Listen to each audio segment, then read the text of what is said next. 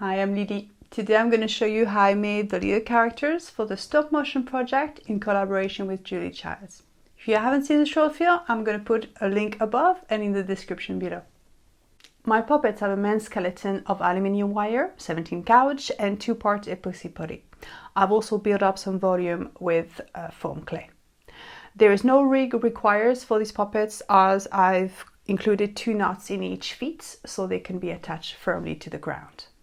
I've got different heads. They are easily changeable into the main torso. They're made with polymer clay, super sculpty. And I haven't cooked it, so it isn't set in place. I can move it around depending on the expression I want to have in that scene. Also, I found it quite nice to have a set of heads, because when you start to play around with the clay and change the expression, it starts to get a bit messier and dirtier, and I like a fresher heads so I can have a better look for the next scene. The eyes are made with Fimo and is cooked because that allows me to move them around in whatever direction I want and it doesn't distort the clay. So the eyes stay put because they are sets, and I've also have a whole set of eyelids which is cooked as well. So I can just put the eyelids in and take it out and changing it without distorting the eyelids. When it comes to the hands, I've just made them with polymer clay basically. The base inside, there is some 2-part epoxy putty that is connected to the wire, but on top of it I just built it with clay. I've tried different things. I've tried sugru and it does bend a little bit but not enough for me, or it doesn't stay in the exact position I want. I'd rather have a clay that is completely bendable and go in every single direction I want. For me it is easier, but that means you need to rescald it regularly. So I'm going to show you how I made them from scratch, and I hope you enjoy this video.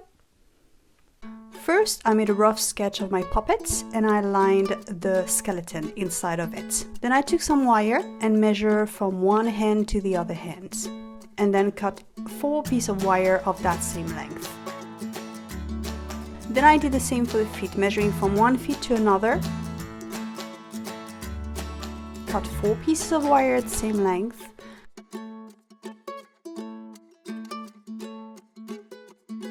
Fold it in half and then gently twist the wire to follow your skeleton.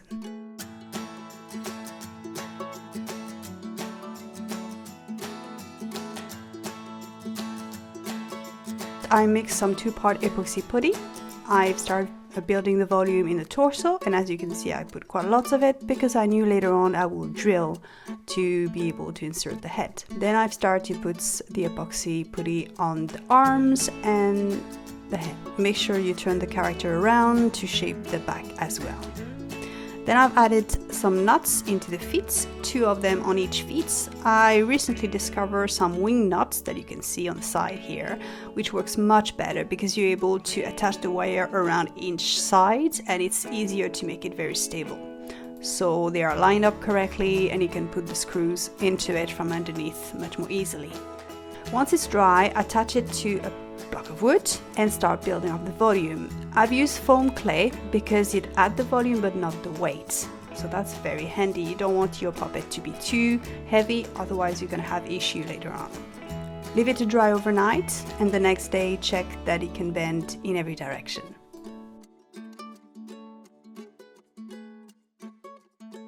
Now drill a hole in the torso and try to drill it as straight as possible. Now when it comes to the eyeball, I've used some Fimo and made little balls.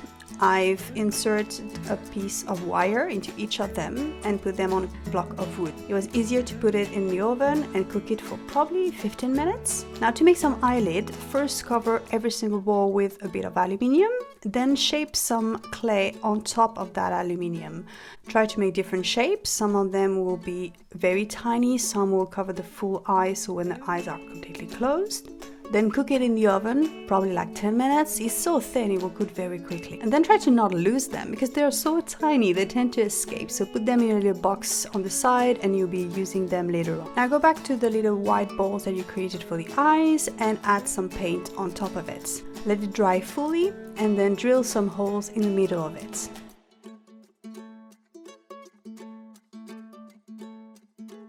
I've tried to fill the holes with some black gesso and use some toothpick to try to insert the paint inside this tiny hole.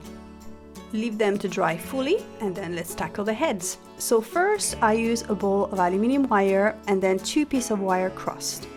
I've bended the pieces together underneath and then cut the wire. Cover everything with polymer clay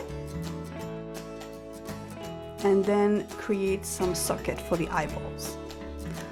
Place the eyes on the clay and then add some clay all around it to build up the volume. Add some nose, add chin, add some cheeks, start to create the character that you want.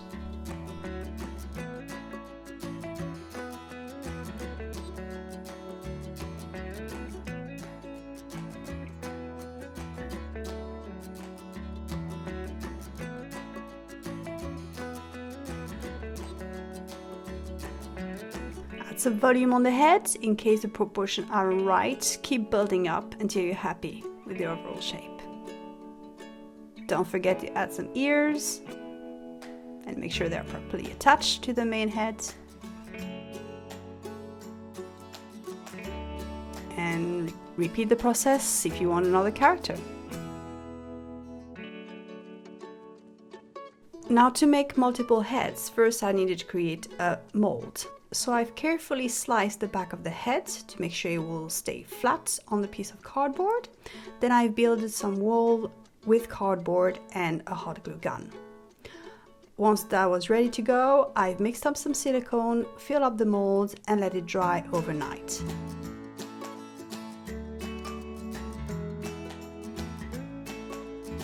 The next day, I open up the mold and carefully release my original heads. Then I just needed to assemble the front of the head and the back.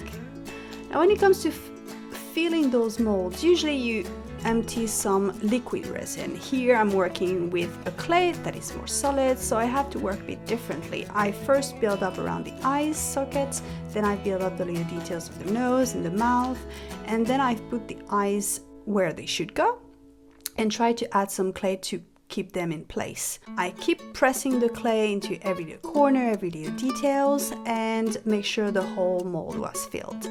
Then I've created another ball of aluminium with wires around it and press it into the space that was left.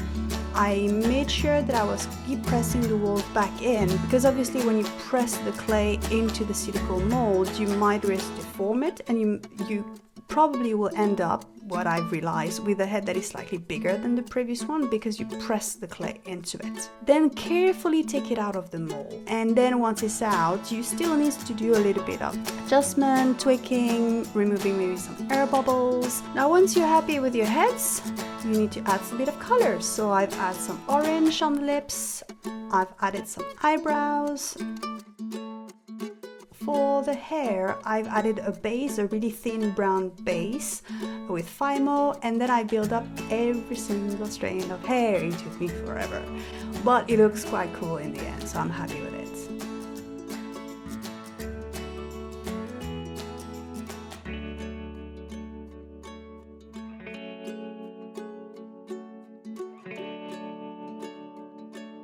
When it comes to the hands, I've worked with the epoxy putty that was connected to the wire, and I've just added a bit of polymer clay on top of it. And then very carefully I've shaped every single one of the fingers. I think it's really useful to look at your own finger, the line, the shape, the volume, to get something realistic by the end of it. Okay, so now let's make some clothes for those naked puppets.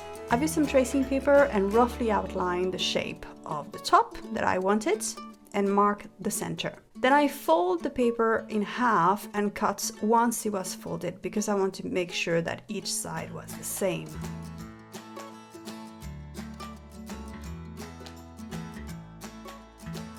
Repeat the same process with the pants.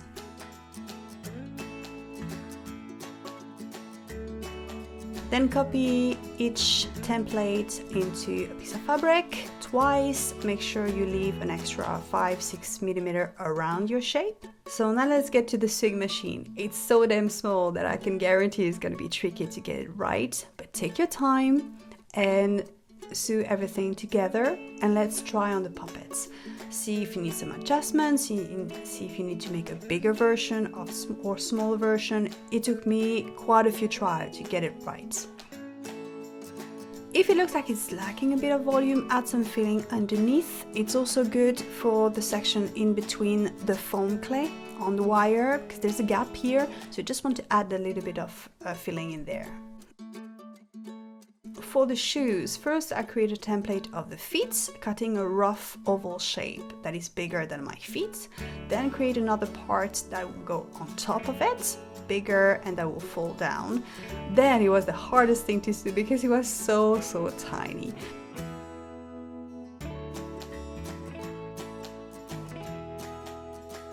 And it ended up being like socks basically, that I put it on and then I made a hole underneath so I can access the screws to attach the puppets in place.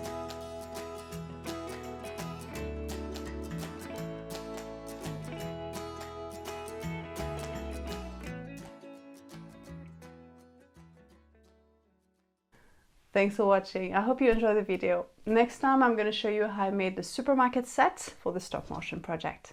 See you next time. Take care.